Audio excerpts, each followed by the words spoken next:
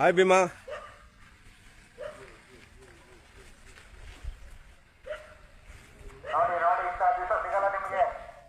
ಅದೃಷ್ಟ ಮಾಡಿದ್ವಿ, ರಾತ್ರಿ ಬಂದಿತ್ತಲ್ಲ ಇಲ್ಲೇ.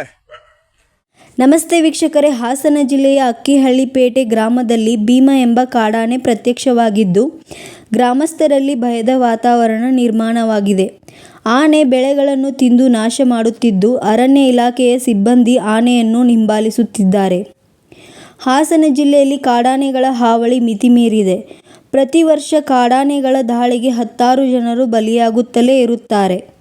ರೈತರು, ತೋಟದ ಕೆಲಸಕ್ಕೆ ಹೋದ ಕಾರ್ಮಿಕರು, ವಾಹನ ಸವಾರರು ಸೇರಿದಂತೆ ಹಲವರು ಕಾಡಾನೆ ದಾಳಿಗೆ ತುತ್ತಾಗುತ್ತಿದ್ದಾರೆ. ಇದೀಗ ಕಾಡಾನೆಗಳ ಹಾವಳಿ ಜಮೀನುಗಳಿಗೆ ಸೀಮಿತವಾಗದೆ ನೇರವಾಗಿ ಊರಿಗೂ ಕಾಲಿಟ್ಟಿದೆ. ಹಾಸನದ ಭೀಮಾ ಎನ್ನುವ ಕಾಡಾನೆ ಇದೀಗ ಹಳ್ಳಿಯೊಂದಕ್ಕೆ ಬಂದಿದ್ದು ಗಾಂಭೀರ್ಯವಾಗಿ ನಡೆದಾಡುತ್ತಾ ಅಕ್ಕಪಕ್ಕದಲ್ಲಿ ಸಿಗುವ ಆಹಾರವನ್ನು ತಿನ್ನುತ್ತಾ ಸುತ್ತಾಡಿದೆ. ಹಾಸನ ಜಿಲ್ಲೆಯ ಬೇಲೂರು ತಾಲೂಕಿನ ಅಕ್ಕಿಹಳ್ಳಿಪೇಟೆ ಗ್ರಾಮದಲ್ಲಿ ಗುರುವಾರ ಭೀಮಾ ಎನ್ನುವ ಆನೆ ಓಡಾಡಿದೆ. ಇನ್ನು ಕಾಡಾನೆಗಳ ಚಲನವಲನ ಗಮನಿಸಿ ಅವುಗಳ ಹಿಂದೆ ಸುತ್ತುತ್ತಿರೋ ಅರಣ್ಯ ಇಲಾಖೆಯ ಸಿಬ್ಬಂದಿ ಸುತ್ತಾಡುತ್ತಾ ಜನರ ಕಾಡಾನೆಗಳ ದಾಳಿಗೆ ತುತ್ತಾಗದಂತೆ ಎಚ್ಚರಿಕೆ ವಹಿಸಿದ್ದಾರೆ. ಇನ್ನು ಜನರಿಗೆ ಕಾಡಾನೆ ಬರುತ್ತಿದೆ, ಅದರ ಕಣ್ಣಿಗೆ ಬೀಳದಂತೆ ಹೋಗಿ ಎಂದು ಮೈಕ್ ಮೂಲಕ ಸಾರುತ್ತಿದ್ದಾರೆ.